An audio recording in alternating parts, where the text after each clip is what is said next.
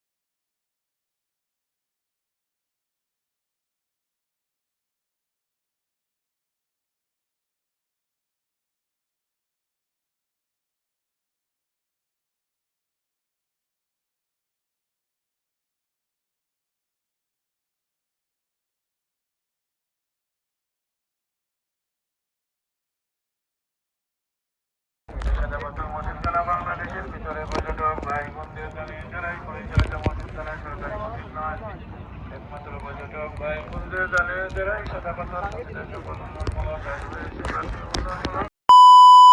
আসসালামু আলাইকুম গাইস, কি অবস্থা সবার? কেমন আছেন? আজকে আসলাম চা বাগানে। তো চোখে প্রচুর ঘুম, ঘুম ক্লান্তি দূর করার জন্য চা তো পাই নাই, চা বাগানে আসলাম আর কি। আমি ব্লগটা কত করতে দিবি? এই যে দেখেন, অনেক সুন্দর একটা বাগান, চারিদিকে শুধু চা পাতা। এই যে দেখেন চা পাতা, এইগুলা এভাবে মনে হয় না, এটা তো বাজারজাত করে খায়। আমি একটু সাথে নিয়ে গেলাম, বাট সুন্দর আছে জায়গা আসার জন্য, ঘোরার জন্য। সিলেটে চা বাগান ঘুরতে চাইলে আলাদা একটা ফিল পাবেন, তো ঘুরবেন। চা বাগানে আসলে আপনারা, এখানে আমি জিজ্ঞেস করলাম যে অরিজিনাল খাঁটি চা নাকি 600 টাকা কেজি, আর হাফ কেজি 300 টাকা। একটু প্রাইসটা বেশি মনে হচ্ছে, কারণ এখানে তো ধরেন চা এখানেই তৈরি হয়, একটু বেশি মনে হলো, এই কারণে আমি নিলাম না। মোটামুটি আল্লাহর রহমতে অনেক ভালো আছে, আলহামদুলিল্লাহ। তবে এখানে সাবধানতা অবলম্বন করবেন সব সময়, এখানে সাপ টাপ থাকতে পারে। আমার পায়ে কি জানি একটা কামড় দিছে, বুঝতেছি না। উফ, প্রচুর জ্বলতেছে।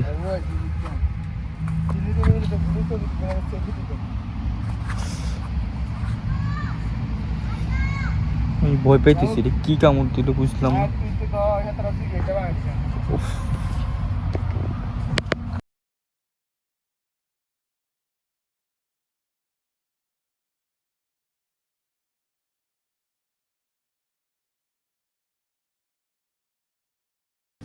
এটা হচ্ছে সাস্ট, সিলেট বিশ্ববিদ্যালয়, শাহজালাল বিশ্ববিদ্যালয়।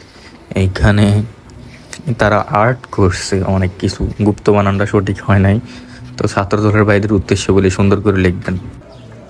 আর এটা তো বাংলাদেশের সবাই জানার কথা, এটা হচ্ছে শাহজালাল রহমাতুল্লাহের মাজার শরীফ।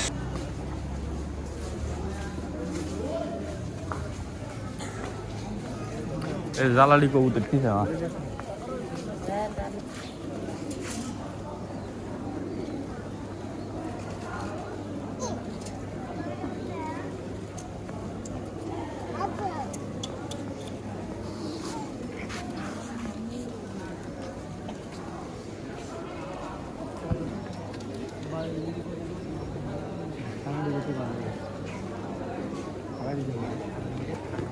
কিটা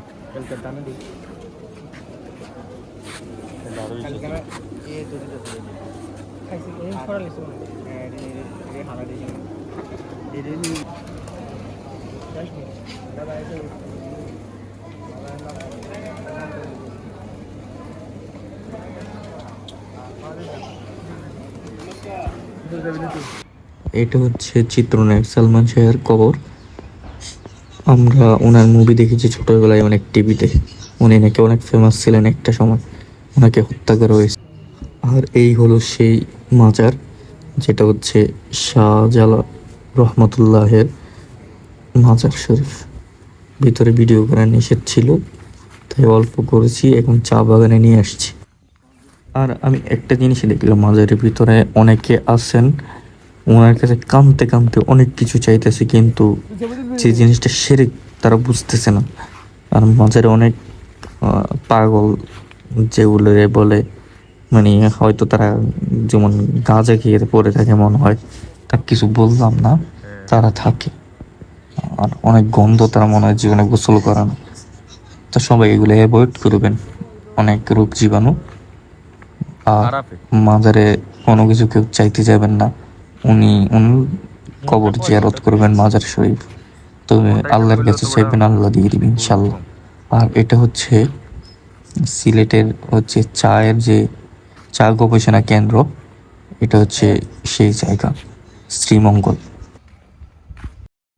আর এটা হচ্ছে রাবার বাগান, বাংলাদেশের শ্রীমঙ্গলে রাবার বাগান আছে, এটা হচ্ছে রাবার বাগান। আর বুলো আর একটা নোটিশ দিই, এখানে একটা 7 রঙের চায়ের দোকান পাওয়া যায়, ওইখানে চা খাবেন না, 7 রঙের চা ভালো হয় না।